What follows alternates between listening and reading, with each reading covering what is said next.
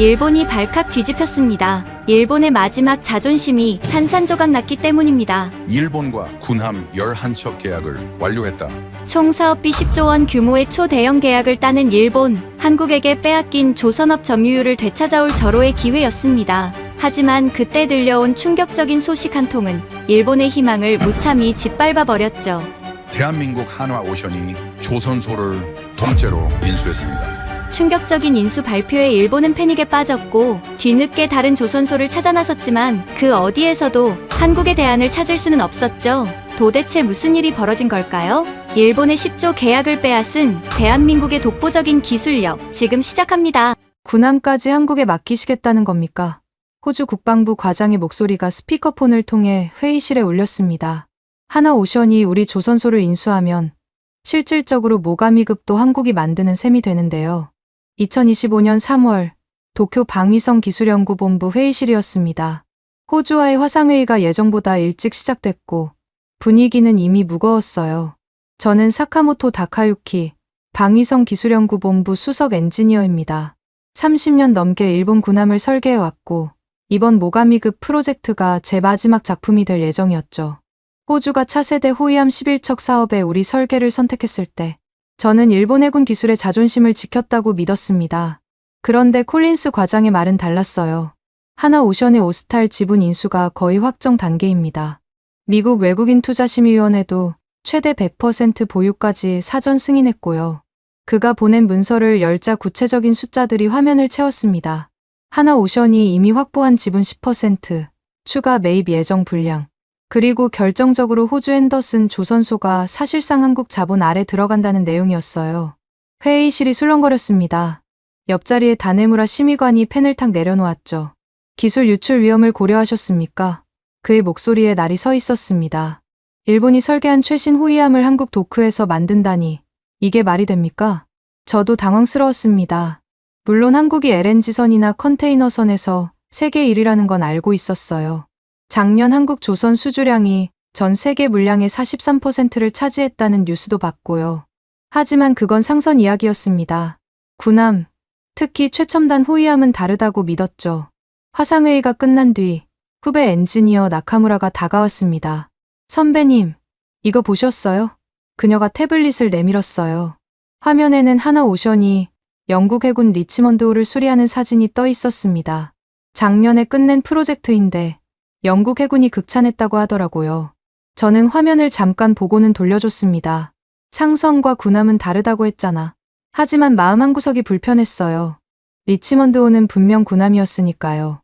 그날 저녁 집으로 돌아오는 지하철 안에서 스마트폰으로 뉴스를 검색했습니다. K방산 수출 사상 최대, 한국 조선 르네상스, 하나오션, 글로벌 군함, 수리시장 진출 같은 제목들이 연달아 나왔어요.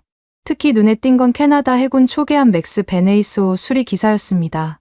예정보다 20% 빠르게 완료했다는 내용이었죠. 집에 도착하자 거실에서 아내 유키가 한국 드라마를 보고 있었습니다. 어서 와요. 오늘 회의는 어땠어요? 호주 쪽에서 이상한 소리를 하더군. 저는 넥타이를 풀며 소파에 앉았습니다.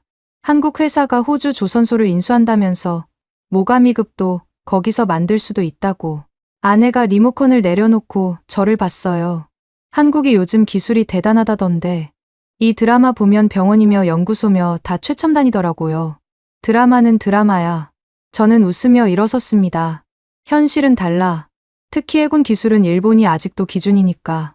방으로 들어가며 뒤를 돌아보니 TV 화면에 부산항의 야경이 비치고 있었습니다. 컨테이너선들 사이로 거대한 군함 한 척이 보였어요. 한국 해군 이지스함이었죠. 다음 날 아침 방위성 대회의실에서 호주 프로젝트 정례 브리핑이 있었습니다. 기술연구본부장이 직접 참석한 자리였어요. 좋은 소식부터 전하겠습니다. 본부장의 목소리가 울렸죠. 호주가 정식으로 모가미급 11척 도입을 최종 확정했습니다. 총 사업비 약 10조 원. 일본 방위산업 사상 최대 수출입니다. 박수가 터져나왔습니다. 저도 박수를 쳤어요. 30년 경력의 마지막을 장식할 프로젝트였으니까요. 본부장이 계속했습니다. 사카모토 수석이 설계 총괄을 맡아주셨기에 가능한 일이었습니다. 그런데 브리핑 마지막에 예상치 못한 슬라이드가 나왔어요. 협력 파트너 현황이라는 제목 아래 하나오션의 로고가 있었습니다. 참고로 호주 측에서 한국 조선소와의 협력 가능성을 타진해 왔습니다. 아직 확정은 아니지만 상황을 지켜봐야 할 것 같습니다. 다네무라 심의관이 즉시 손을 들었어요. 그건 받아들일 수 없습니다.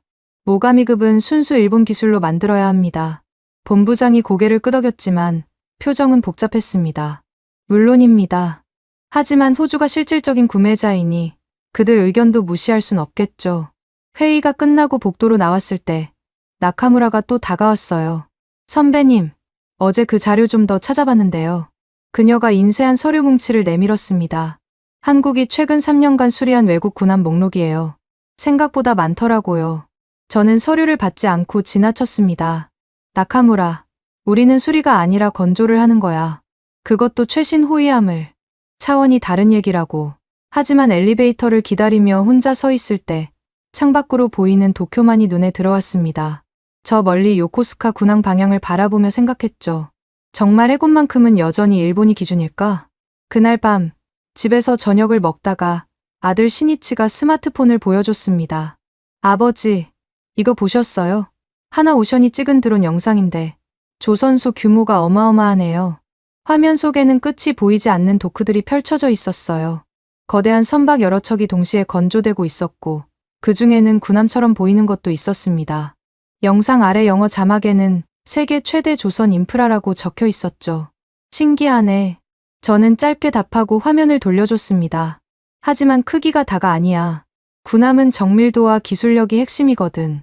아들이 어깨를 으쓱했어요. 그래도 한국이 요즘 잘 나가는 건 사실이잖아요. 우리 회사도 한국 기업들이랑 협업 프로젝트 많이 하고 있어요. 저는 더 이상 대답하지 않고 자리에서 일어났습니다. 서재로 들어가 모가미급 도면을 펼쳤어요. 제가 설계한 최신의 호위함, 스텔스 설계, 첨단 레이더 시스템, 대잠 작전 능력. 이 모든 게 일본 해군 70년 역사의 결정체였습니다. 창밖으로 도쿄타워의 불빛이 보였어요. 거실에서는 아내가 보는 한국 드라마 소리가 희미하게 들려왔고요. 드라마 속 누군가가 말했습니다. 이제 세상이 바뀌었어요. 과거만 붙잡고 있으면 안 돼요. 저는 도면을 다시 한번 쭉 훑어봤습니다. 그래, 상선은 한국이 앞설 수 있어요. K방산도 인정하죠. 하지만 바다, 특히 군함과 해군 기술만큼은 여전히 일본이 기준이라고. 그때까지만 해도 저는 굳게 믿고 있었습니다. 방위성 지하 3층 특별회의실, 호주 모가미급 실무 조정 회의가 시작됐습니다. 이곳은 외부 전파가 차단된 보안구역이었고 참석자는 휴대폰을 밖에 맡겨야 했죠. 다네무라 심의관이 회의를 주재했습니다. 그의 목소리는 단호했어요. 오늘 회의의 핵심은 하나입니다. 일본 해군 기술의 순수성을 어떻게 지킬 것인가. 테이블 위에는 두꺼운 파일들이 쌓여 있었습니다. 맨 위에 있는 건 호주 국방부가 보낸 장기 운용 계획서였어요. 저는 첫 장을 넘기자마자 숨이 막혔습니다. 향후 20년간 정비 및 성능 개량 파트너십 구축이라는 항목 아래 여러 나라 조선소들이 나열돼 있었는데 하나오션이 첫 번째였죠. 이건 용납할 수 없습니다. 다네무라가 테이블을 쳤어요. 모가미급은 일본이 설계하고 일본이 건조 감독하고 일본이 정비해야 합니다. 한국은 어디까지나 상선이나 만드는 하청업체일 뿐입니다. 그때 스크린에 화상회의 화면이 떴습니다. 호주의 콜린스 과장이었어요. 그의 표정은 피곤해 보였죠. 안녕하십니까, 여러분. 먼저 한 가지 분명히 하고 싶습니다. 그가 자료를 들어 보였어요. 우리는 배를 사는 것만큼이나 향후 20년에서 30년간 함께 갈 파트너를 찾고 있습니다. 다네무라가 즉각 반응했습니다. 일본이 바로 그 파트너입니다. 우리가 설계자이자 기술 제공자니까요. 콜린스가 고개를 저었어요. 물론 일본의 설계 능력은 탁월합니다. 하지만 실제 운용과 정비는 다른 문제죠. 호주 정부는 태평양 전역에서 활용 가능한 도크 네트워크를 원합니다. 그가 새로운 슬라이드를 공유했습니다. 지도 위에 빨간 점들이 찍혀 있었어요. 한국, 싱가포르, 베트남, 필리핀 모두 하나오션이 운영하거나 제휴한 조선소들이었죠. 반면 일본은 파란 점 2개뿐이었습니다. 연간 가동률 80% 이상. 콜린스가 숫자를 읊었어요. 이게 우리가 요구하는 최소 기준입니다. 정비 때마다 일본까지 왔다 갔다 할 수는 없으니까요. 회의실이 조용해졌습니다. 저는 자료를 뒤적이며 대응 논리를 찾았지만 지리적 한계는 명백했어요. 호주에서 일본까지는 7,000km. 반면 싱가포르나 인도네시아의 한국계 조선소는 절반 거리였죠. 다네무라가 화제를 돌렸습니다. 기술 보완은 어떻게 하실 겁니까? 우리의 최신 기술이 한국에 유출될 위험이 있습니다. 콜린스가 미소를 지었어요. 불편한 미소였죠. 심의관님, 하나오션은 이미 영국과 캐나다 해군 함정을 다뤘습니다.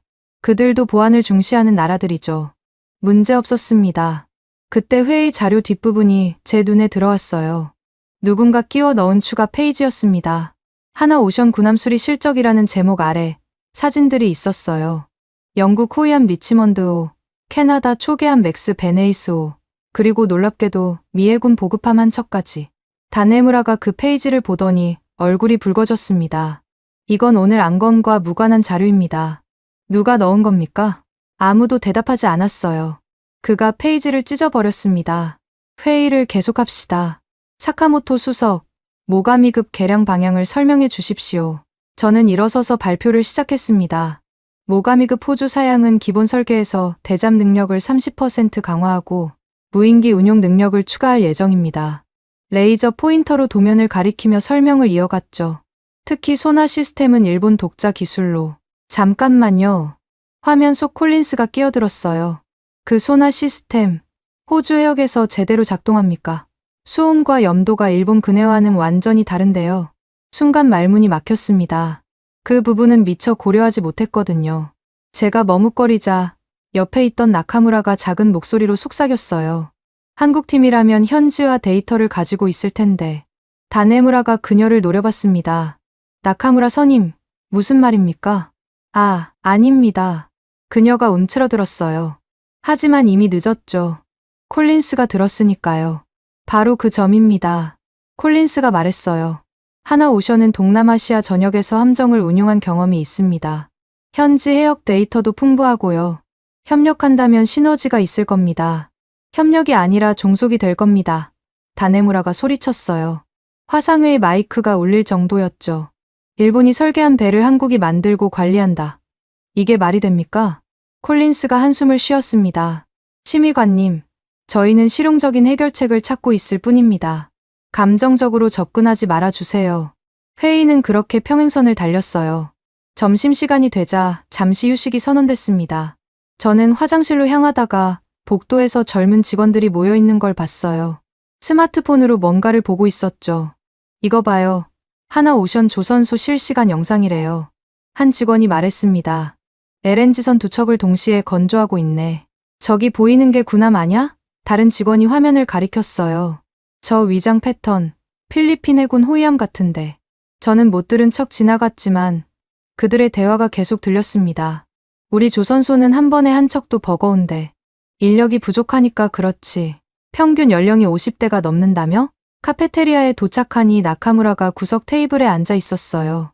그녀 앞에는 인쇄된 자료가 수북이 쌓여 있었죠. 제가 다가가자 황급히 서류를 뒤집었습니다. 뭘 그렇게 열심히 보고 있어? 제가 물었어요. 아, 그냥 참고 자료예요. 그녀가 머뭇거렸습니다. 선배님, 혹시 한국 조선소가 어떻게 그렇게 빨리 성장했는지 아세요? 왜 갑자기 그런 걸 묻지? 그녀가 서류 한 장을 내밀었어요.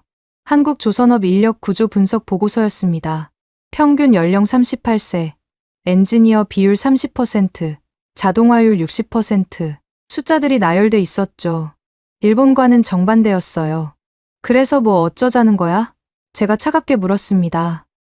그냥 우리도 뭔가 바꿔야 하지 않을까 싶어서요. 나카무라가 고개를 숙였어요. 이대로 가면 10년 후에도 군함은 일본이 만들 거야. 제가 단호하게 말했습니다. 상선과 군함은 다르다고 몇 번을 말해야 하니? 하지만 카페테리아를 나오며 창밖으로 보이는 도쿄만이 쓸쓸해 보였어요. 저 멀리 보이는 조선소 크레인들도 예전 같지 않았죠. 움직이는 것보다 멈춰 있는 게 더 많았으니까요. 오후 회의가 재개됐습니다. 이번엔 미국 해군 대표가 화상으로 참여했어요. 존슨 대령이었죠. 그의 첫 마디가 회의실을 얼어붙게 만들었습니다. 여러분, 미 해군도 고민이 많습니다. 그가 문서를 들어 보였어요. 우리 이지스함들의 평균 함령이 20년을 넘었습니다. 정비 수요는 폭증하는데 정비 능력은 제한적이죠. 다네무라가 몸을 앞으로 기울였습니다. 그래서 일본 조선소를 활용하시면 됩니다. 우리는 동맹국이니까요. 존슨이 고개를 저었어요. 심의관님, 현실을 직시하셔야 합니다. 작년 요코스카에서 정비한 우리 구축함, 예정보다 2달이나 지연됐습니다. 인력이 부족하다고 하더군요. 침묵이 흘렀습니다. 그 침묵을 깬 건 존슨의 다음 말이었어요. 반면 한국에서 정비한 보급함은 예정보다 3주 일찍 끝났습니다. 품질도 완벽했고요. 그래서 우리는 태평양 정비 네트워크에 한국 도크를 포함시키는 방안을 검토 중입니다. 다네무라가 주먹을 쥐었어요. 미국까지 그러십니까? 동맹의 가치는 어디 간 겁니까? 동맹과 실무는 별개입니다. 존슨이 차갑게 답했죠. 전시 상황이 되면 가장 빠르고 확실한 정비 능력이 필요합니다. 감상은 사치죠. 제가 끼어들었습니다. 하지만 보안은 어떻게 하실 겁니까? 이지스 시스템 같은 최고 기밀이 하나오션은 이미 보안 인증을 받았습니다. 존슨이 말했어요. 나토 표준도 충족하고요. 기술력도 문제없다는 게 우리 기술진의 평가입니다. 그때 스크린에 새로운 자료가 떴습니다. 동맹국 해군 정비 만족도 조사였어요. 한국 조선소가 92%로 1위였습니다. 일본은 78%로 3위였죠. 2위는 싱가포르였고요. 회의실이 다시 조용해졌어요. 다네무라의 얼굴이 불그락푸르락했습니다. 이 자료는 편향됐습니다. 표본이 적고 300건 이상의 정비 사례를 분석한 겁니다. 존슨이 잘났어요. 통계적으로 충분히 유의미합니다. 회의는 결론 없이 끝났습니다. 다네무라는 동맹국 앞에서 일본 해군 기술의 위상을 지키는 것이 무엇보다 중요하다는 말만 반복했죠. 하지만 화면 속 콜린스와 존슨의 표정은 이미 다른 곳을 향하고 있었어요. 회의실을 나오며 저는 복도 창가에 서서 한참을 생각했습니다. 30년간 믿어온 것들이 흔들리는 기분이었어요. 하지만 아직은 아니었습니다. 모가미급만큼은, 이 프로젝트만큼은 일본이 주도권을 쥐고 있다고 믿고 싶었으니까요. 집으로 돌아가는 지하철 안에서 옆자리 승객이 보던 스마트폰 화면이 눈에 들어왔어요. 한국 드라마였는데 배경이 조선소였습니다. 젊은 엔지니어들이 활기차게 일하는 모습이었죠. 자막에는 우리가 만든 배가 세계를 누빈다는 대사가 떠 있었어요. 저는 눈을 돌렸습니다. 드라마는 드라마일 뿐이라고 다시 한번 스스로에게 말했죠. 하지만 가슴 한구석에서는 작은 목소리가 들려왔어요. 정말 그럴까? 정치는 정치고 현실은 다른 게 아닐까? 그날 밤 책상 위에 놓인 모가미급 도면을 보며 마지막으로 생각했습니다. 한국은 상선, 일본은 군함. 이 선만큼은 지킬 수 있을 거라고 아직은 그렇게 믿고 있었습니다. 월요일 아침 9시 방위성 브리핑룸에 들어서자 이미 스크린에 뉴스 화면이 떠 있었습니다. 하나오션, 호주 조선사 오스탈 지분 인수 추진이라는 제목이 선명했어요. 저는 자리에 앉으며 불안한 예감이 들었습니다.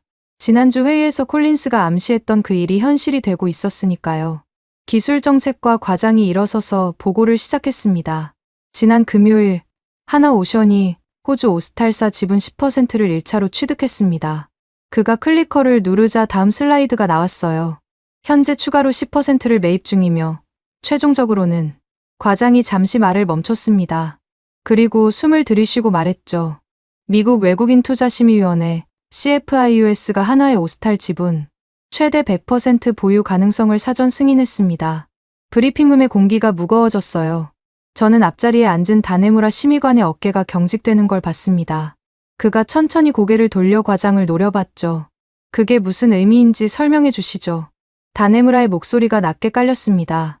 과장이 목을 가다듬었어요. 오스탈은 호주 최대 조선 기업입니다. 산하의 여러 조선소를 보유하고 있는데 그 중에 핸더슨 조선소가 있습니다.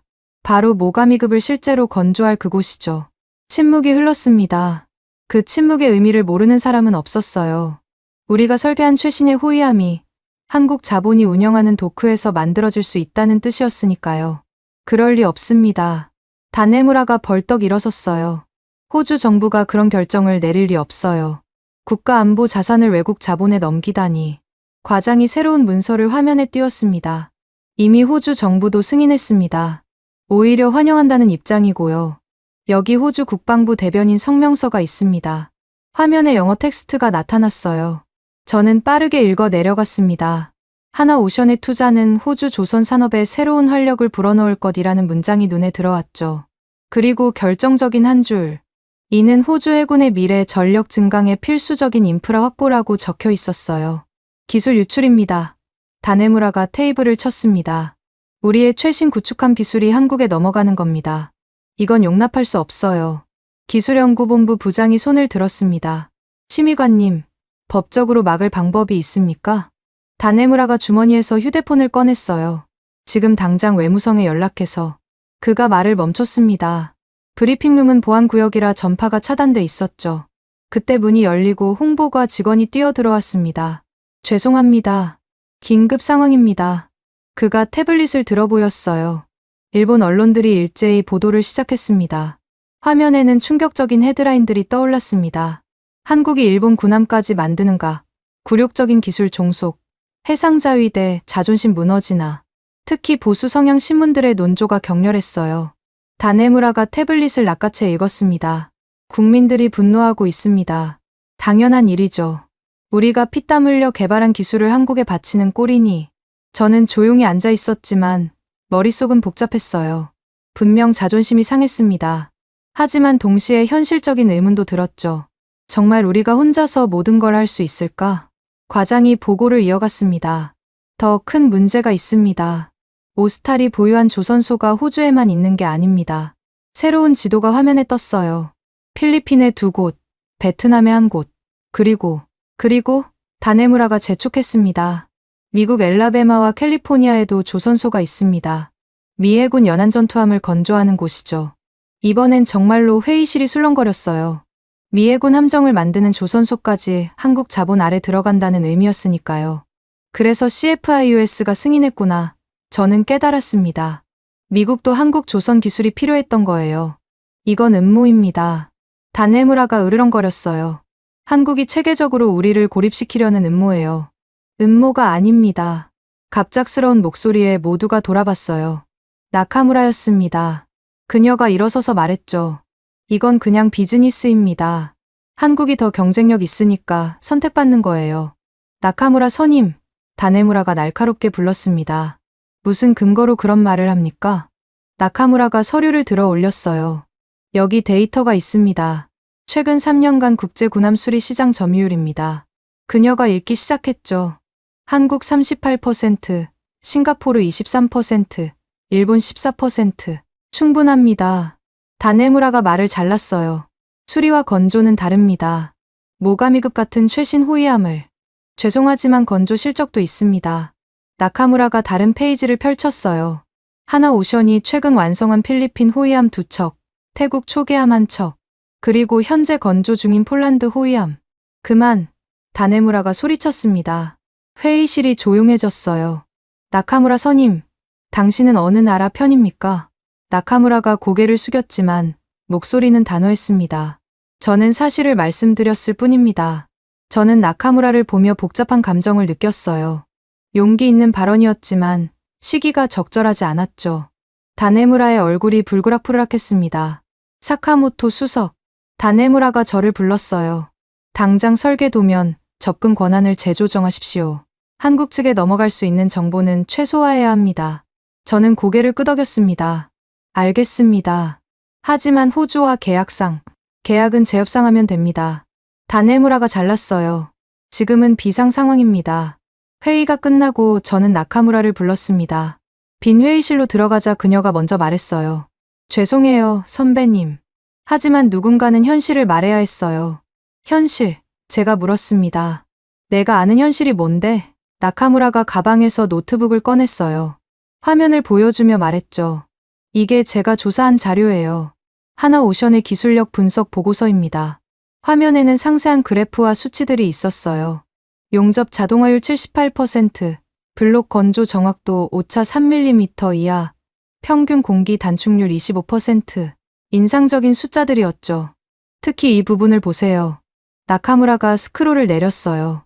최근 완성한 영국 리치먼드호 수리 케이스입니다. 사진이 나타났습니다.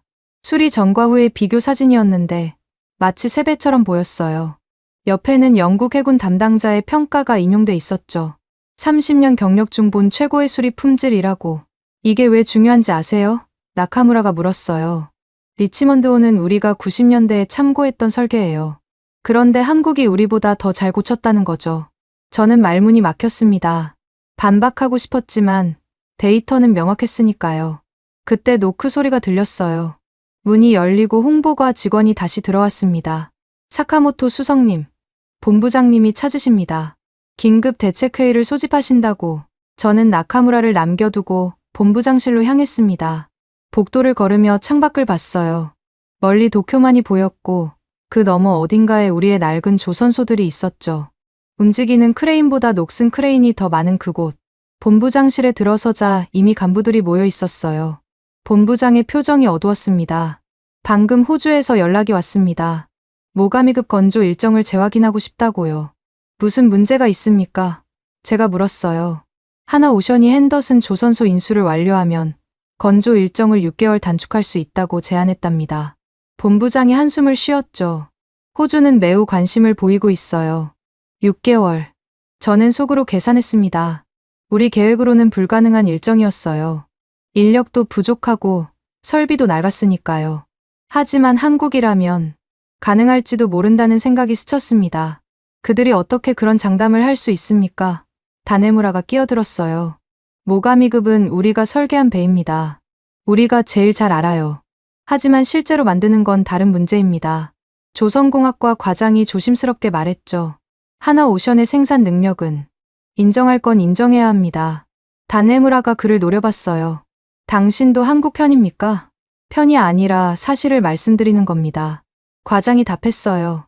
최근 우리 조선소 평균 가동률이 60%입니다. 한국은 90%가 넘고요. 본부장이 손을 들어 논쟁을 멈췄습니다. 지금 중요한 건 대응 방안입니다. 사카모토 수석, 도면 보안은 강화할 수 있습니까? 네. 핵심 설계는 별도 관리하겠습니다. 제가 답했어요. 하지만 기본 구조는 이미 호주에 제공했기 때문에 할 수 있는 것부터 하십시오. 본부장이 말했죠. 그리고 한 가지 더. 다음 주에 호주 대표단이 방문합니다. 핸더슨 조선소 시찰 후 우리를 들르는 일정이에요. 모두가 침묵했습니다. 핸더슨을 먼저 본다는 건 이미 마음이 기울었다는 신호였으니까요. 회의가 끝나고 저는 자리로 돌아왔습니다. 책상 위에는 모가미급 도면이 펼쳐져 있었어요. 제가 3년간 심혈을 기울인 설계였죠. 하지만 이제 그 도면이 낯설게 느껴졌습니다. 정말 이 배가 한국 도크에서 만들어질까? 퇴근 시간, 엘리베이터를 기다리다가 젊은 직원들의 대화를 들었어요. 선배, 하나오션 채용 공고 봤어요. 경력직 대거 모집한대요. 연봉도 우리보다 30%는 높더라. 지원해볼까 생각 중이에요. 여기선 미래가 안 보이잖아요. 저는 못 들은 척하고 계단으로 향했습니다. 하지만 그들의 말이 계속 귓가에 맴돌았어요. 집에 도착하니 아내가 뉴스를 보고 있었습니다. 여보, 이거 당신 프로젝트 아니에요? TV에는 하나오션 관련 뉴스가 나오고 있었죠. 저는 피곤하게 답했어요. 한국이 대단하네요. 아내가 말했습니다. 호주 회사까지 인수하다니. 저는 대답하지 않고 방으로 들어갔어요. 책상 서랍에서 노트를 꺼냈습니다. 그리고 모가미급 일본의 자존심인가, 한국의 기회인가라는 문장을 적었다가 다시 지웠어요. 창밖으로 도쿄의 야경이 보였습니다. 화려한 불빛들 사이로 어디선가 변화의 바람이 불어오고 있었어요. 그 바람의 이름은 하나오션이었고 그것은 더 이상 막을 수 없는 흐름처럼 보였습니다. 다음 날 아침, 출근하자마자 나카무라가 찾아왔어요. 선배님, 방금 들었는데요. 하나오션이 기술진을 핸더슨에 파견한대요. 시설 점검과 개선 계획 수립을 위해서요. 벌써? 제가 놀랐습니다. 그리고 그녀가 망설였어요. 우리도 곧 가야 할 것 같아요. 호주가 한일합동기술회의를 제안했거든요. 저는 모가미급 도면을 바라봤습니다. 이 도면이 한국 엔지니어들 손에 들어가는 상상을 했어요. 자존심이 상했지만 동시에 궁금하기도 했죠. 그들이 이 설계를 어떻게 해석할까? 우리가 놓친 건 없을까? 선배님, 나카무라가 조심스럽게 물었어요. 우리가 정말 한국보다 앞서 있다고 생각하세요? 저는 한참을 망설이다 답했습니다. 적어도 설계는 우리가 했잖아. 하지만 설계와 건조는 다르잖아요. 그녀가 말했죠. 그리고 앞으로는 유지보수도 중요하고. 저는 더 이상 듣고 싶지 않았어요. 도면 접근 권한 정리나 해. 다네무라 심의관이 기다리고 계셔. 나카무라가 나간 뒤 저는 혼자 생각했습니다. 도크의 주인이 바뀐다는 건 무엇을 의미할까? 단순히 소유권의 문제일까? 아니면 해군 기술 패권의 전환점일까? 그때는 몰랐습니다. 곧 제가 직접 그 답을 확인하게 될 거라는 걸 말이죠. 금요일 저녁 8시, 방위성 건물은 거의 비어 있었습니다. 저는 지하 3층 특별자료실에 혼자 앉아 있었어요. 책상 위에는 호주와 미국이 보내온 극비 문서들이 수북이 쌓여 있었죠. 동맹국 군함 정비 실적 종합 평가라는 제목의 파일을 열자 예상치 못한 내용이 나타났습니다. 첫 페이지부터 충격이었어요. 영국 해군 24명 호위함 리치먼드호의 수리 보고서였습니다. 하나오션이 맡은 이 프로젝트는 예정 공기 45일에서 36일로 단축됐다고 적혀 있었죠. 20% 단축. 군함 수리에서 이런 수치는 거의 불가능에 가까웠어요. 더 놀라운 건 품질 평가였습니다. 영국 해군 기술감독관이 작성한 문서에는 이렇게 적혀 있었어요. 30년 경력 중 목격한 최고 수준의 정비, 신조선과 구별 불가능한 마감 품질. 이게 과장이 아니라는 걸 증명하듯 상세한 측정 데이터가 첨부돼 있었죠. 용접 비드의 균일도, 도장 두께의 일관성, 전기 배선의 정리 상태까지. 두 번째 파일을 열었습니다. 캐나다 초계함 맥스 베네이스호 사례였어요. 이번엔 숫자가 더 충격적이었죠. 수리 후 1년간 주요 결함 재발률 0건. 완벽한 0이었습니다. 비교 자료를 보니 일본 조선소의 평균 재발률은 12%, 미국은 8%였어요. 책상 위 커피가 식어가는 것도 모르고 저는 문서에 빠져들었습니다. 미 해군 보급함 USNS 메데스 수리 기록이 다음 장에 있었어요. 당초 타 조선소에서 포기한 프로펠러, 축 정렬 문제를 하나오션이 72시간 만에 해결이라는 문장의 밑줄이 그어져 있었죠. 그때 문득 의문이 들었습니다. 왜 이런 자료를 우리에게 보낸 걸까? 답은 다음 문서에 있었어요. 미 해군 태평양 함대 조선정책실에서 작성한 내부 보고서였습니다. 복잡한 군함일수록 한국 도크에서 수리하는 것이 유리하다는 문장이 첫 페이지에 굵은 글씨로 적혀 있었어요. 그 아래 근거가 나열돼 있었죠. 숙련공 보유 비율, 특수 장비 가동률, 부품 조달 네트워크, 그리고 결정적으로 문제 해결 속도라는 항목이 있었습니다. 저는 펜을 들어 중요한 부분에 표시를 하기 시작했어요. 하지만 표시할 곳이 너무 많았죠. 결국 노트를 꺼내 따로 정리하기 시작했습니다. 그러다가 한 문장에서 손이 멈췄어요. 현재 태평양 지역에서 이지스 시스템 정비가 가능한 도크는 일본 요코스카, 한국 부산, 싱가포르 샘바항이다. 이중 제시간의 품질을 보장할 수 있는 곳은 사실상 부산뿐이다. 사실상 부산뿐. 저는 그 문장을 다시 읽었습니다. 우리 요코스카 조선소는 어떻게 된 걸까? 답은 바로 다음 페이지에 있었어요. 작년 요코스카에서 정비한 미 구축함 USS 머스틴의 사례였죠. 예정보다 2달 지연, 초과 비용 3천만 달러, 그리고 재정비를 위해 결국 싱가포르로 이동했다는 내용이었습니다. 저는 의자에 기대어 천장을 바라봤어요. 30년간 일본 해군 기술의 우수성을 믿어온 제게 이 숫자들은 너무나 낯설었습니다. 하지만 숫자는 거짓말하지 않죠. 다시 자료를 뒤적이다가 뒤쪽에 끼워진 얇은 문서를 발견했습니다. 동맹국 해군 정비 만족도 설문 결과였어요. 응답자는 미국, 영국, 캐나다, 호주, 뉴질랜드 해군 관계자 320명. 질문은 단순했죠. 향후 대규모 정비 시 어느 나라 도크를 선호하는가?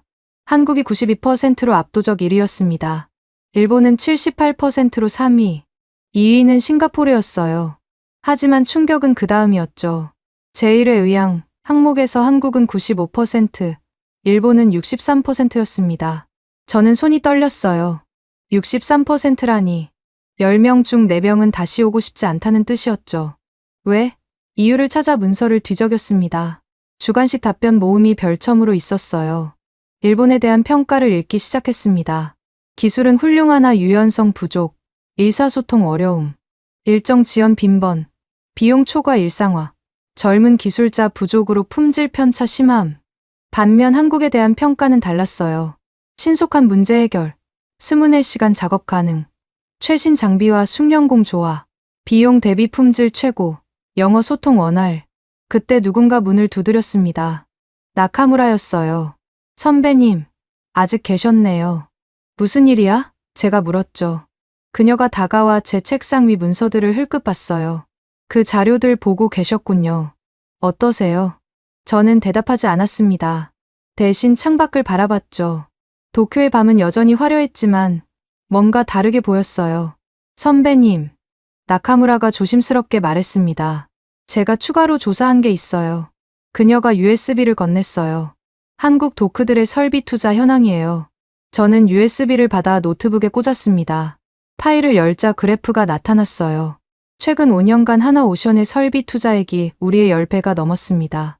자동화 용접 로봇, AI 기반 품질 검사 시스템, 디지털 트윈 설계 플랫폼. 우리는 아직 도입 검토 단계인 것들을 그들은 이미 현장에서 쓰고 있었죠. 이게 현실이에요, 선배님. 나카무라가 말했어요. 우리가 과거에 매달려 있는 동안 한국은 미래를 준비했어요. 저는 화가 났습니다. 하지만 누구에게 화를 내야 할지 몰랐어요. 한국에게, 우리 자신에게, 아니면 변화를 거부한 시스템에게. 이 자료 어디서 났어? 제가 물었습니다. 공개된 정보예요. 하나오션 홈페이지, 해운 전문지, 국제조선 컨퍼런스 자료들이죠. 누구나 볼 수 있었어요. 단지 우리가 보려 하지 않았을 뿐. 그녀의 말이 가슴에 박혔습니다. 보려 하지 않았다. 맞는 말이었어요. 저는 다시 미해군 보고서를 펼쳤습니다. 뒤쪽에 전망 부분이 있었어요. 향후 10년간 태평양 지역 고난도, 군함 수리의 50% 이상을 한국 도크가 담당할 것으로 예상이라는 문장이 있었죠. 그 아래 작은 글씨로 덧붙여져 있었습니다. 일본 조선소는 부품 공급과 중소형 정비로 역할 조정 필요. 역할 조정. 완곡한 표현이었지만 의미는 명확했어요. 주연에서 조연으로의 강등이었죠.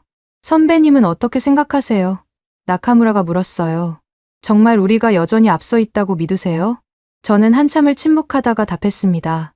적어도 설계도 곧 따라잡힐 거예요. 나카무라가 제 말을 잘랐어요. 한국이 유럽 설계사들을 영입하고 있다는 거 아세요?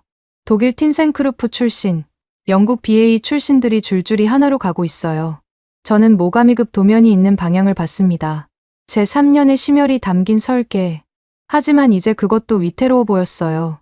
그날 밤, 저는 노트에 메모를 시작했습니다.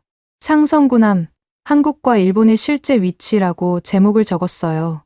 그리고 오늘 본 숫자들을 하나씩 적어 내려갔죠. 리치먼드호, 공기 단축 20%, 맥스 베네이스호, 재발률 0%, 동맹국 선호도, 한국 92%, 일본 78%, 제1회 의향, 한국 95%, 일본 63%. 적다가 손이 멈췄습니다. 이 숫자들이 의미하는 건 뭘까? 단순한 경쟁력 차이? 아니면 시대의 전환? 저는 펜을 내려놓고 다시 미해군 보고서의 한 문장을 읽었습니다.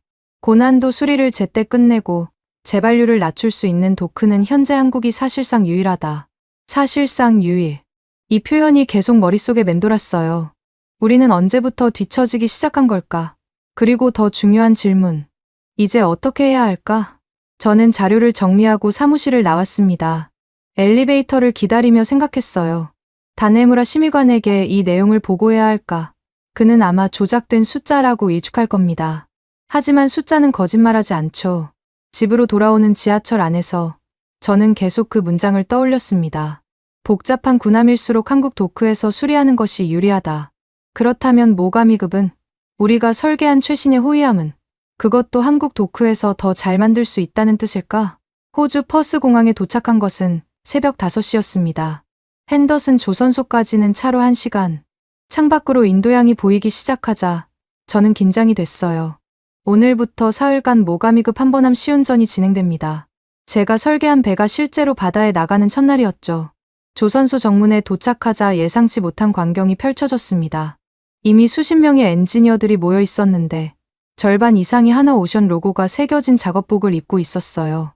그들 사이에서 한국어와 영어가 섞여 들렸죠. 사카모토 선생님, 누군가 불렀습니다. 돌아보니 키가 큰 한국인이 다가왔어요. 박지훈입니다. 하나오션 설계통합팀 총괄이에요. 드디어 뵙네요. 악수를 나누며 저는 그의 손을 주목했습니다. 거칠고 두꺼운 손이었어요. 현장을 모르는 사람의 손이 아니었죠. 도면 잘 봤습니다. 박지훈이 말했어요. 훌륭한 설계예요. 특히 선체 구조 배치가 인상적이었죠. 다만 제가 물었습니다. 그가 태블릿을 꺼냈어요. 실제 건조하면서 몇 가지 발견한 게 있어요. 시운전하면서 확인해 보죠. 저는 기분이 상했지만 내색하지 않았습니다. 뭘 발견했다는 걸까? 도크로 이동하자 모가미급 한 번 함이 웅장한 모습을 드러냈어요.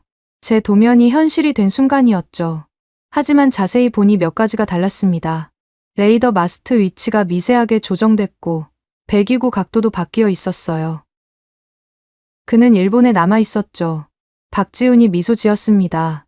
바꾼 게 아니라 최적화한 겁니다. 이해역의 파도 패턴을 분석해서요. 원래 설계대로면 특정 속도에서 공진이 발생할 가능성이 있었어요. 공진, 선체 전체가 특정 주파수에서 진동하는 현상이죠. 최악의 경우 구조 손상까지 일으킬 수 있습니다. 제가 놓친 건가? 승선 시간이 됐습니다. 갑판에 오르자 한국, 일본, 호주 엔지니어들이 각자 위치로 흩어졌어요. 저는 함교로 향했습니다. 그곳에서 전체 시운전을 지켜볼 계획이었죠. 출항 준비 완료. 호주 해군 함장의 명령이 떨어졌습니다. 엔진이 울리기 시작했어요.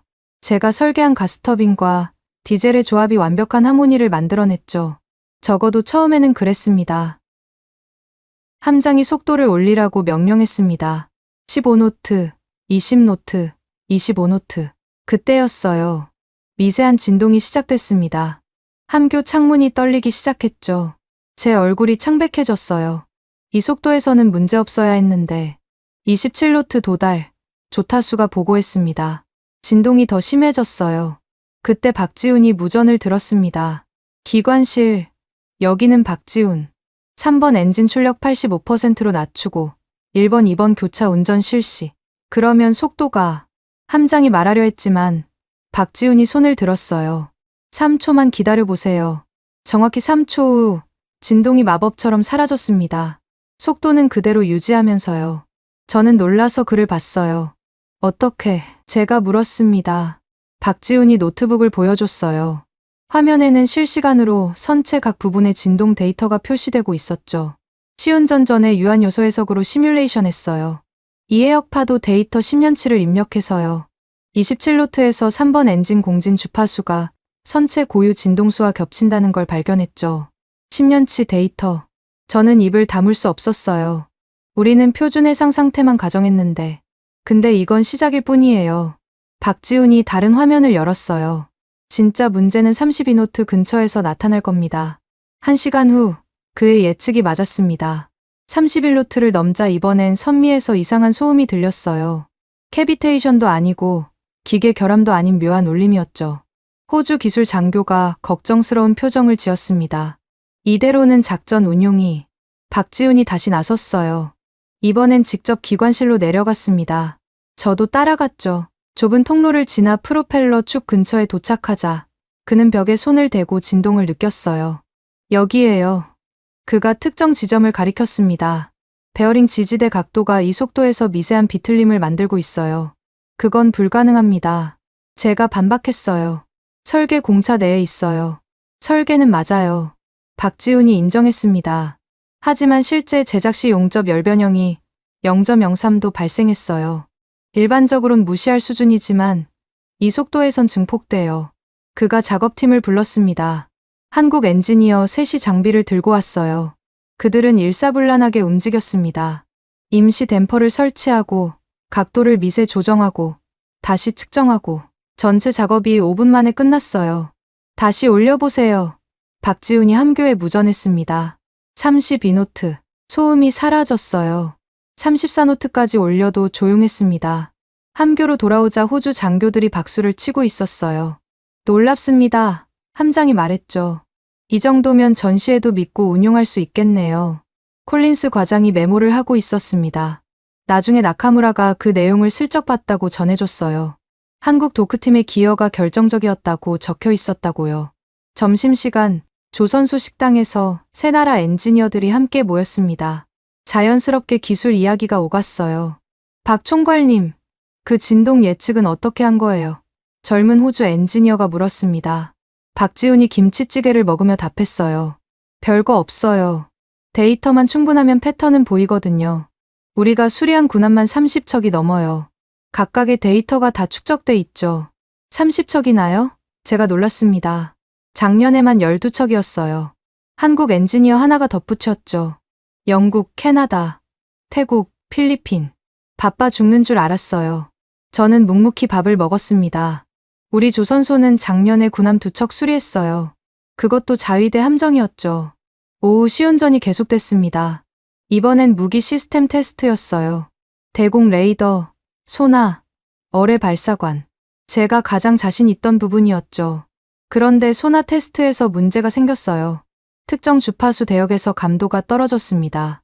이건 설계 문제가 아니에요. 제가 강하게 말했어요. 일본에서 테스트할 땐 완벽했습니다.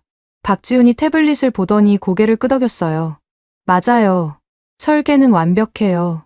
문제는 이해역이죠. 무슨 말입니까? 호주 근해는 수온층이 복잡해요. 특히 이 계절엔 난류와 한류가 만나는 지점이 생기죠. 소나 주파수가 굴절되는 겁니다. 그가 노트북을 열어 뭔가를 입력했어요. 우리가 싱가포르에서 겪었던 것과 비슷한 현상이에요. 이렇게 보정하면 화면에 새로운 설정값이 나타났습니다. 그것을 입력하자 소나 감도가 정상으로 돌아왔어요. 이런 데이터는 어떻게? 제가 물었습니다. 현장 경험이죠. 박지훈이 담담하게 답했어요. 동남아시아 전역에서 일하다 보니 각 해역 특성을 알게 됐어요. 일본은 주로 자국 근해에서만 운용하시잖아요. 맞는 말이었습니다. 우리의 시야가 좁았던 거예요.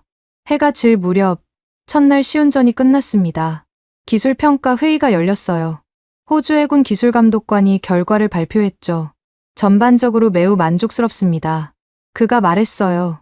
특히 한국팀이 제시한 운용 최적화 방안은 기대 이상이었어요. 화면에 데이터가 떴습니다. 특정 속도 구간 진동, 예상 대비 15% 감소, 경미한 이상 상황 처리 시간, 평균 5분 이내, 그리고 결정적으로 한국팀 제안이 반영된 개선 항목이 전체의 70%였어요. 단해무라가 없어서 다행이었습니다. 그가 봤다면 폭발했을 거예요. 회의가 끝나고 밖으로 나오자 인도양의 노을이 지고 있었어요. 박지훈이 제 옆에 섰습니다. 사카모토 선생님. 그가 말했어요. 오해 마세요. 전 선생님 설계를 폄하하는 게 아니에요. 오히려 존경합니다. 하지만 부족하다는 거죠. 제가 쓴웃음을 지었어요. 부족한 게 아니라 다른 거예요. 박지훈이 바다를 보며 말했죠. 선생님은 완벽한 이론의 배를 만드셨어요. 저희는 그걸 현실의 바다에 맞게 조정하는 거고요. 그가 담배를 꺼내 물었습니다. 선생님, 한국 조선소 와보신 적 있으세요? 없습니다. 언제 한번 오세요.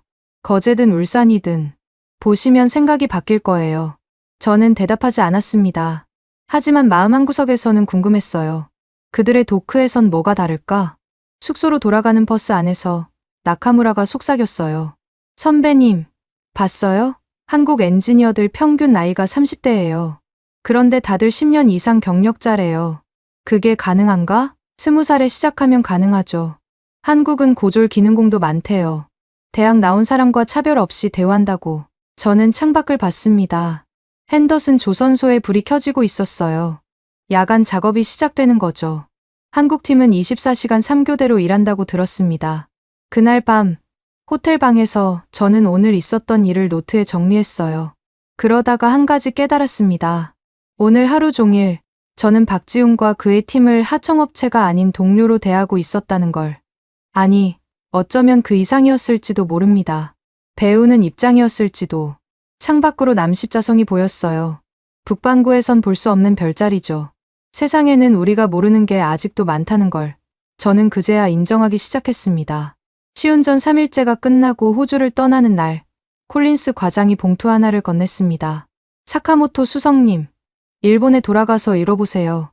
미국과 호주가 함께 준비한 자료입니다. 성티엔 공항에 도착한 후에야 저는 그 봉투를 열었어요. AUKUS 플러스 태평양 조선 인프라 재편 구상이라는 제목의 문서였죠. 극비 도장이 찍혀 있었습니다. 다음 날 아침 방위성 지하 보안 회의실에서 저는 혼자 그 문서를 펼쳤어요. 첫 페이지에 세계 지도가 있었습니다. 태평양을 중심으로 빨간 점들과 파란 점들이 찍혀 있었죠. 범례를 보니 빨간 점은 핵심 정비 거점, 파란 점은 보조 지원 시설이었어요. 놀랍게도 빨간 점의 중심에는 부산이 있었습니다. 그리고 거기서 선이 뻗어나가 싱가포르, 수빅, 시드니, 진주만으로 이어졌죠. 일본은 요코스카와 사세보의 파란 점이 찍혀 있을 뿐이었어요. 다음 페이지를 넘기자 더 충격적인 내용이 나왔습니다. 2035 고난도 군함 정비 배분 계획이라는 차트였죠. 한국 도크망이 전체 물량의 52%, 싱가포르가 20%, 호주가 10%, 일본은 기타로 분류된 18% 중 일부였어요. 저는 숨이 막혔습니다. 이게 동맹국들이 그리는 미래였어요. 일본 없는, 아니 일본이 주변부로 밀려난 해군 기술 지도였죠. 문서를 더 읽어 내려갔습니다. 한국 도크 선정 근거라는 부분이 있었어요. 연간 처리 능력, 기술 숙련도, 비용 효율성, 지리적 이점, 그리고 무엇보다 신뢰성이라고 적혀 있었죠. 각 항목마다 상세한 데이터가 첨부돼 있었습니다. 특히 눈에 띈 건 위기 대응 능력 항목이었어요. 작년 미 해군 이지스함이 충돌 사고로 긴급 입항했을 때 부산 조선소가 72시간 만에 응급 수리를 완료했다는 사례가 나와 있었죠. 주석에는 일본이었다면 일주일이라고 적혀 있었습니다. 그때 문이 열렸어요. 나카무라였습니다. 선배님, 여기 계셨네요. 무슨 일이야? 그녀가 서류를 내밀었어요. 방금 미 해군에서 온 추가 자료예요. 선배님께 직접 전달하라고. 받아보니 일본 조선소 역할 전환 제안이었습니다. 읽기 시작하자 손이 떨렸어요. 고도 기술 부품 공급, 설계 검증 지원, 중소형 함정 정비. 우리에게 남은 역할이었죠. 문서 말미에는 이런 문장이 있었습니다. 일본의 우수한 기술력을 보다 효율적으로 활용하는 방안이라고. 효율적 활용. 완곡한 표현이었지만 의미는 명확했어요. 우리는 더 이상 중심이 아니었습니다. 선배님, 나카무라가 조심스럽게 말했어요. 이거 보셨어요? 그녀가 노트북을 열었습니다. 하나오션 홈페이지였어요. 신규 채용 공고예요. 해외 경력직 대상이래요. 화면을 보니 충격적인 내용이 있었습니다. 일본 엔지니어 우대, 경력 인정, 주거 지원. 그들이 우리 인력을 빼가려 한다고? 아니, 이미 시작됐을지도 모릅니다. 나카무라, 제가 물었어요. 너도 지원할 생각이야? 그녀가 잠시 침묵했다가 답했습니다. 아직은 아니에요. 하지만 연수는 가보고 싶어요. 연수, 하나오션이 국제 엔지니어 교류 프로그램을 만들었대요. 3개월에서 1년까지 실무 경험을 쌓을 수 있다고. 저는 화가 났습니다. 그게 바로 기술 유출이야. 우리 노하우를 가져가려는. 선배님, 나카무라가 제 말을 잘랐어요. 솔직히 말해서 이제 누가 누구한테 배워야 할 입장인가요? 그녀의 직설적인 질문에 저는 답할 수 없었습니다. 핸더슨에서 본 박지훈의 실력이 떠올랐으니까요. 나카무라가 계속했어요. 어제 후배들이랑 얘기했는데 다들 불안해해요. 이 조선소가 10년 후에도 있을까 하고. 무슨 소리야. 우리는 방위성 직속. 그게 영원하진 않잖아요. 그녀가 창밖을 가리켰어요. 저기 보이는 크레인 중에 몇 개나 움직이고 있나요? 창밖을 보니 조선소가 한산했습니다. 크레인 10개 중 2개만 움직이고 있었죠. 저는 다시 미국 문서를 펼쳤어요. 뒤쪽에 인력 재배치 계획이라는 부분이 있었습니다. 일본 기술 인력의 국제 유동성 증대라는 표현이 눈에 들어왔죠. 무슨 뜻일까? 곧 깨달았습니다. 우리 엔지니어들을 한국이나 싱가포르로 보내겠다는 거였어요. 그때 전화가 울렸습니다. 본부장실에서 온 호출이었죠. 본부장실에 들어가자 예상치 못한 인물이 있었어요. 미 해군 존슨 대령이었습니다. 화상이 아닌 직접 방문이었죠. 사카모토 수석, 본부장이 말했어요. 존슨 대령이 중요한 제안을 가져왔습니다. 존슨이 일어서서 악수를 청했어요. 호주 시운전 보고서 봤습니다. 한국팀과 협업이 인상적이었다고 들었어요. 그저 필요한 조정을 했을 뿐입니다. 제가 담담하게 답했죠. 존슨이 서류를 꺼냈어요. 직설적으로 말하겠습니다. 우리는 태평양 조선 네트워크를 재편하고 있어요. 한국이 중심이 될 겁니다. 일본은요? 본부장이 물었습니다. 중요한 역할이 있습니다. 존슨이 다른 문서를 보여줬어요. 첨단 소재, 전자 부품, 설계 검증. 일본의 강점을 살리는 거죠. 그러니까 하청이 되란 말입니까? 본부장의 목소리가 날카로워졌어요. 파트너십입니다. 존슨이 정정했죠. 서로의 강점을 살리는. 한국은 건조와 대규모 정비, 일본은 핵심 기술과 부품. 윈윈이죠. 윈윈. 과연 그럴까요? 저는 의구심이 들었습니다. 존슨이 저를 봤어요. 사카모토 수석님께 특별히 제안하고 싶은 게 있습니다. 뭡니까? 한미일합동기술위원회를 만들려고 해요. 수석님이 일본 대표로 참여해 주셨으면 합니다. 본부는 싱가포르에 2대, 정기적으로 한국 조선소들을 방문할 예정이에요. 한국 조선소 방문. 박지훈의 초대가 떠올랐어요. 생각해 보겠습니다. 제가 답했습니다. 존슨이 나간 후 본부장이 한숨을 쉬었어요. 사카모토 수석, 솔직한 의견을 듣고 싶네. 어떤 면에서요? 우리가 정말 뒤처진 건가? 한국에 역전당한 건가? 저는 잠시 고민했습니다. 그리고 천천히 답했죠. 역전이 아니라 게임 자체가 바뀐 것 같습니다. 우리는 여전히 과거의 규칙으로 플레이하고 있고요. 본부장이 쓴웃음을 지었어요. 그럼 새로운 규칙을 배워야겠군. 혹은 규칙을 만드는 쪽에 서거나요. 제가 덧붙였습니다. 하지만 그러려면 한국과 손잡아야 한다. 제가 고개를 끄덕였습니다. 사무실로 돌아오자 나카무라가 기다리고 있었어요. 선배님, 이거 보세요. 그녀의 노트북 화면에는 실시간 위성사진이 떠 있었습니다. 부산 신항의 하나오션 조선소였죠. 도크 8개가 모두 가동 중이었고 그중 4곳에서 군함으로 보이는 선체가 건조되고 있었어요. 이게 현실이에요. 선배님. 나카무라가 말했어요. 우리가 회의하는 동안 그들은 배를 만들고 있어요. 저는 모가미급 도면을 꺼내봤습니다. 완벽한 설계라고 자부했던 그 도면이 이제는 다르게 보였어요. 박지훈이 지적했던 부분들이 하나둘 떠올랐죠. 그날 저녁, 저는 집에서 혼자 와인을 마시며 생각했습니다. 아들이 들어와 물었어요. 아버지, 무슨 고민 있으세요? 일본 조선업의 미래를 생각하고 있었어. 아들이 웃었습니다. 미래요? 이미 정해진 거 아니에요. 한국이 다 가져가는 거죠. 너도 그렇게 생각해? IT 업계는 진작에 그랬어요. 삼성, LG, 이제 하나까지. 거부할 수 없는 흐름이죠. 아들의 말이 가슴에 박혔습니다. 거부할 수 없는 흐름. 그날 밤, 저는 노트에 이렇게 적었습니다. 해군 기술의 중심 일본 한국 도크. 적고 나서 한참을 봤어요. 그리고 지우지 않았습니다. 이번엔 다음 날 아침 나카무라가 들어왔어요. 선배님, 한국 연수 신청서예요. 저는 서류를 받아 읽었습니다. 하나오션 거제 조선소 6개월 프로그램. 정말 갈 거야? 배우고 싶어요. 그들이 어떻게 일하는지, 왜 빠른지, 뭐가 다른지. 저는 펜을 들었다가 멈췄습니다. 이 서명이 무엇을 의미하는지 알았으니까요. 우리가 배워야 할 입장임을 인정하는 것이었죠. 하지만 현실은 이미 그랬습니다. 서명을 하면서 저는 말했어요. 잘 보고 와. 그리고 우리가 놓친 게 뭔지 알아와. 나카무라가 고개를 숙였습니다. 네, 선배님. 그녀가 나간 후 저는 존슨 대령의 제안을 다시 떠올렸어요. 한미일합동기술위원회, 한국 조선소 정기 방문. 어쩌면 이게 새로운 시작일지도 모릅니다. 일본이 정점에서 내려오는 것이 아니라 새로운 위치를 찾아가는 과정일지도. 창밖으로 도쿄만이 보였어요. 그 너머 어딘가에 부산이 있고 하나오션의 거대한 도크들이 있겠죠. 그곳이 이제 세계 해군 기술의 새로운 중심이 되고 있었습니다. 저는 휴대폰을 들어 메시지를 입력했어요. 박지훈에게 보내는 메시지였죠. 박 총괄님, 기억하시는지 모르겠지만 조선소 방문 제안. 한번 생각해 보겠습니다. 곧 답장이 왔어요.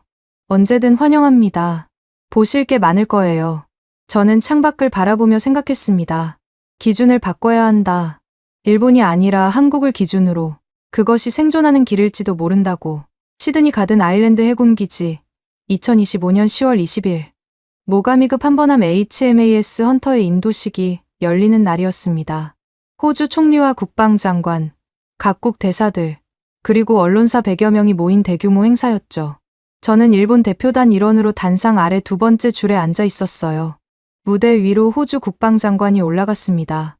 리처드 말스, 전직 해군 제독 출신이었죠. 그가 마이크를 잡자 웅성거림이 멈췄어요. 신사숙녀 여러분. 그의 목소리가 울려 퍼졌습니다. 오늘은 호주 해군 역사의 새로운 장을 여는 날입니다. HMAS 헌터의 취역은 단순한 함정 추가가 아닙니다. 이것은 인도태평양 해양 안보의 새로운 패러다임을 보여주는 상징입니다. 그가 잠시 멈추고 청중을 둘러봤어요. 이 함정은 일본의 정교한 설계와 한국 도크의 뛰어난 건조 능력이 결합된 결과물입니다. 특히 제 심장이 빨리 뛰기 시작했습니다. 특히 하나오션이 운영하는 핸더슨 조선소의 역할이 결정적이었습니다. 그들의 통합 능력과 현장 대응력 없이는 오늘 이 자리가 불가능했을 것입니다.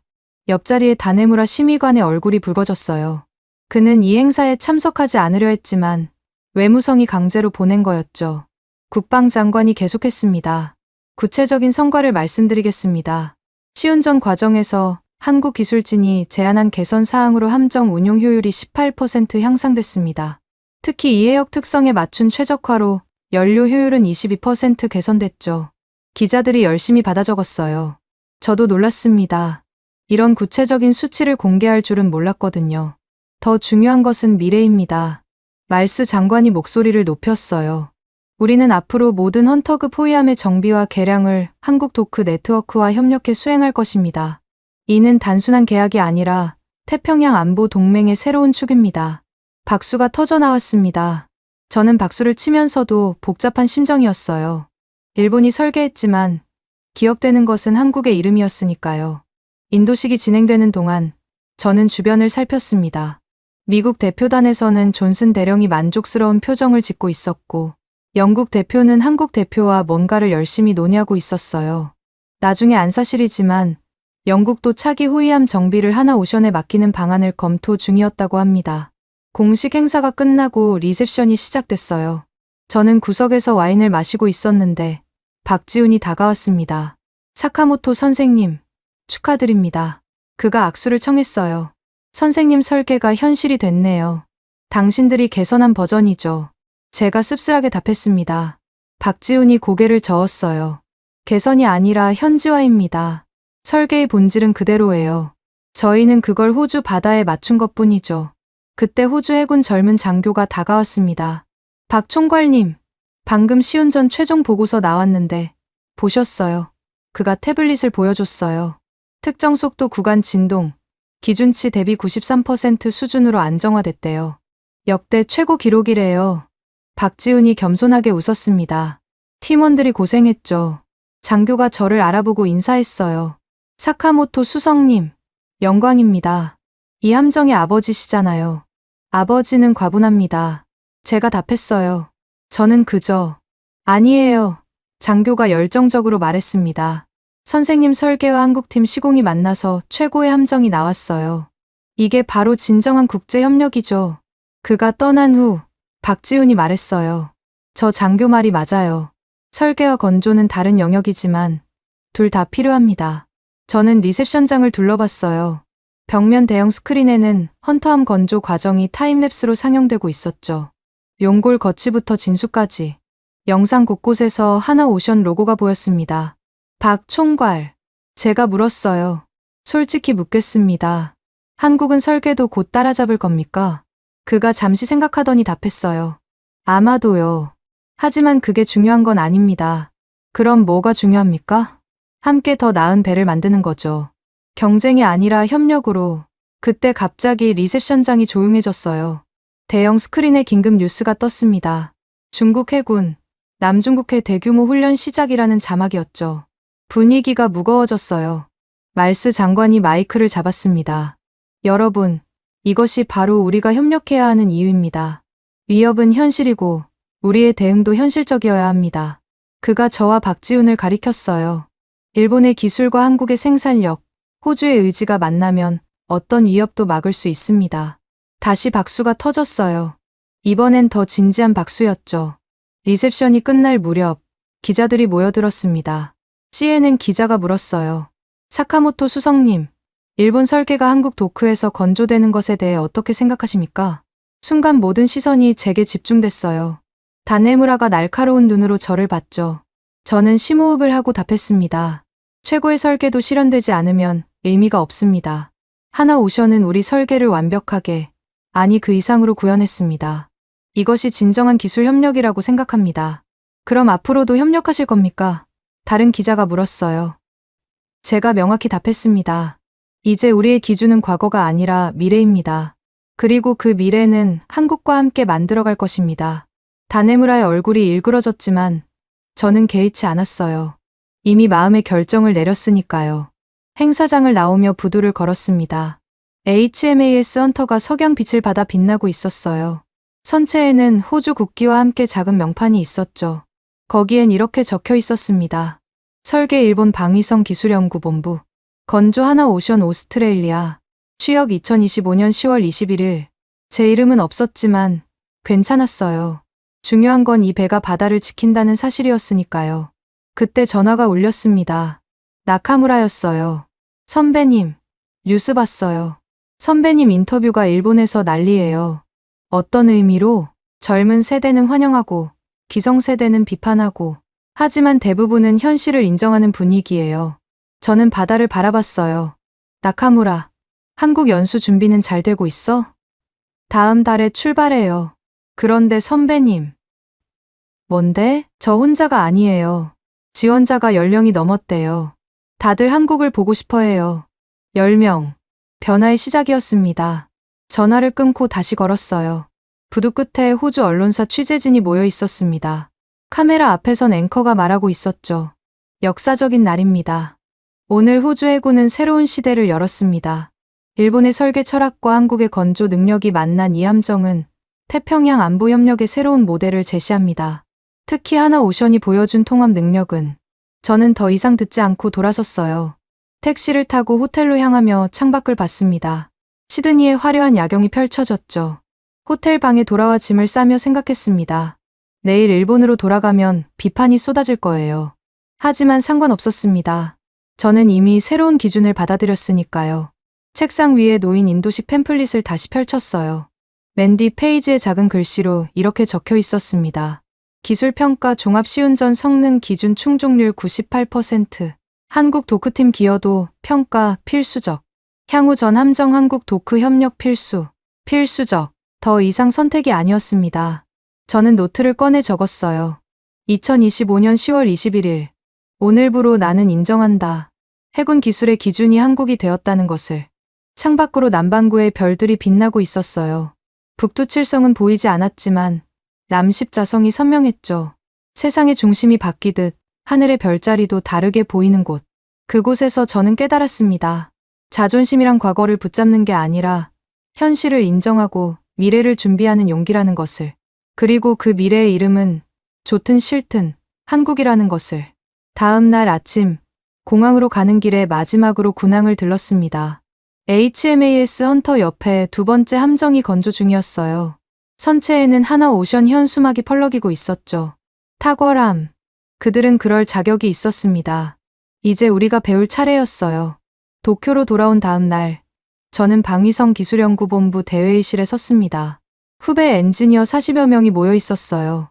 본부장이 특별히 마련한 자리였죠. 호주 프로젝트 경험 공유하는 명목이었지만 모두가 진짜 듣고 싶어 하는 건 한국 이야기였습니다. 저는 프레젠테이션을 시작했어요. 첫 슬라이드는 모가미급 원설계였습니다. 다음 슬라이드로 넘기자 하나오션이 수정한 버전이 나타났죠. 빨간 선으로 표시된 변경 사항들이 도면 곳곳에 있었어요. 이 수정 사항들을 보고 처음엔 자존심이 상했습니다. 제가 솔직하게 말했어요. 하지만 시운전에서 모든 변경이 타당한 이유가 있다는 걸 확인했죠. 젊은 엔지니어 하나가 손을 들었어요. 선배님, 그들이 정말 우리보다 앞서 있습니까? 저는 잠시 망설였습니다. 그리고 답했죠. 앞서 있다기보다는 다릅니다. 우리는 완벽한 이론을 추구했고 그들은 현장의 해답을 찾았어요. 이제 우리도 현장을 배워야 합니다. 다음 슬라이드는 핸더슨 조선소 사진이었어요. 24시간 불이 꺼지지 않는 도크, 평균 나이 30대의 엔지니어들, 최신 자동화 설비들. 한국은 이미 우리가 꿈꾸던 미래를 현실로 만들고 있었습니다. 제가 말했어요. 인정하기 싫지만 이게 사실입니다. 맨 앞줄에 앉은 나카무라가 고개를 끄덕였어요. 그녀의 책상엔 한국행 항공권이 있었죠. 발표가 끝나고 질의응답이 시작됐어요. 예상대로 비판적인 질문도 있었습니다. 기술 유출은 어떻게 막을 겁니까? 이미 늦었습니다. 제가 답했어요.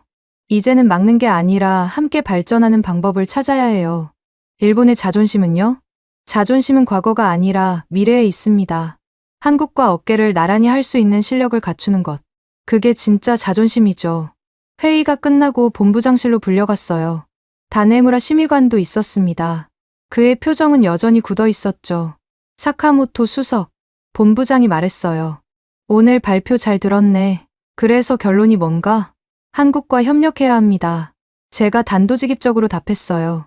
경쟁이 아니라 협력으로 살아남아야 해요. 다네무라가 코웃음을 쳤습니다. 결국 항복하자는 겁니까? 항복이 아니라 진화입니다.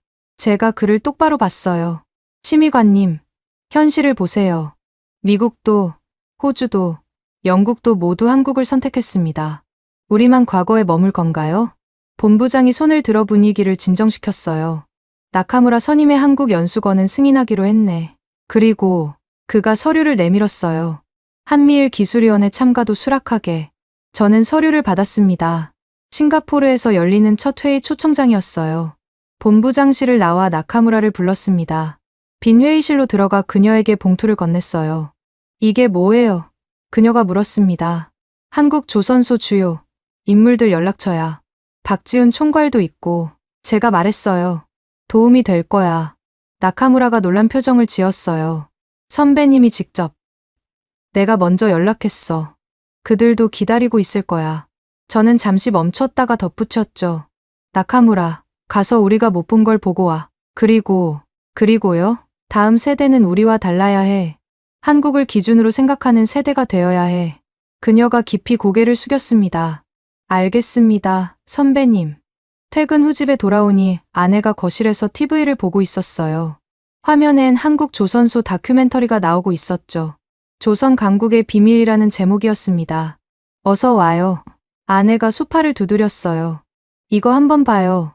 당신이 관심 있을 것 같아서. 저는 아내 옆에 앉았습니다. 화면에는 거제 조선소의 거대한 도크들이 드론 촬영으로 펼쳐졌어요. 나레이션이 흘러나왔죠. 하나오션은 단순히 배를 만드는 곳이 아닙니다. 그들은 바다의 미래를 설계하고 있습니다. 인터뷰 장면이 나왔어요. 놀랍게도 박지훈이었습니다. 우리의 경쟁력은 기술만이 아닙니다. 현장의 목소리를 듣고 빠르게 대응하고 계속 혁신하는 문화가 핵심이죠. 아내가 저를 봤어요. 이 사람 아는 분이에요? 호주에서 함께 일했어. 멋있네요. 자신감이 넘치고. 저는 화면을 보며 생각했습니다. 그래, 그들에겐 자신감이 있었어요.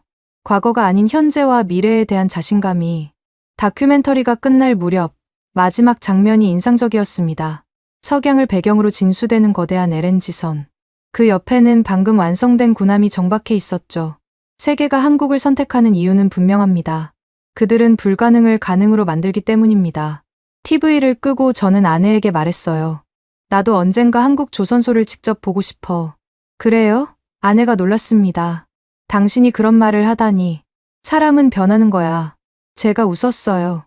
특히 현실 앞에서는. 서재로 들어가 책상에 앉았습니다. 서랍에서 모가미급 도면을 꺼냈어요. 한 장 한 장 넘기며 박지훈이 지적했던 부분들을 다시 봤죠. 이제야 보였습니다. 우리가 놓쳤던 것들이. 노트를 펴고 펜을 들었어요. 그리고 천천히 적었습니다. 새 기준 한국과 나란히 설 것. 적고 나서 한참을 봤어요.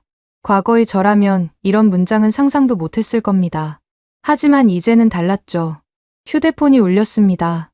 메시지였어요. 박지훈이었습니다. 사카모토 선생님, 나카무라 선임 연수 준비 잘 되고 있다고 들었습니다. 우리도 많이 배우겠습니다. 그리고 언제든 한국에 오시면 대환영입니다. 저는 답장을 보냈어요. 감사합니다. 조만간 방문하겠습니다. 배울 게 많을 것 같네요. 배움은 상호적입니다. 우리도 일본의 장인정신을 배우고 싶습니다. 장인정신. 그래. 우리에게도 아직 자랑할 것이 있었어요. 문제는 그것만으로는 부족하다는 걸 인정하는 것이었죠. 창밖을 보니 도쿄의 밤이 깊어가고 있었습니다. 저 멀리 도쿄만 넘어 어딘가에 태평양이 있고 그 바다를 건너면 한국이 있겠죠. 30년 전 제가 처음 설계를 시작했을 때 일본은 조선 강국이었습니다. 이제 그 타이틀은 한국에 넘어갔어요. 하지만 이건 끝이 아니라 새로운 시작일 수도 있습니다. 모가미급 도면을 정리하며 생각했어요. 다음 프로젝트가 있다면 처음부터 한국과 협력해보면 어떨까? 일본의 설계 철학과 한국의 현장 노하우가 처음부터 만난다면? 그날 밤, 저는 오랜만에 편안하게 잠들었습니다. 더 이상 지켜야 할 허상이 없었으니까요. 대신 새롭게 만들어갈 현실이 있었죠. 기준을 한국으로 옮긴다는 건 패배가 아니었습니다. 그것은 더 넓은 바다로 나아가는 용기였어요. 일본과 한국이 경쟁자가 아닌 동료로서 한국을 응원하신다면 한국 최고, 한국은 아직 멀었다면 한국 분발, 여러분들의 소중한 의견을 댓글로 적어주시면 감사드리겠습니다. 영상이 재밌으셨다면 구독과 좋아요 한 번씩 부탁드리겠습니다. 지금까지 감동유나였습니다.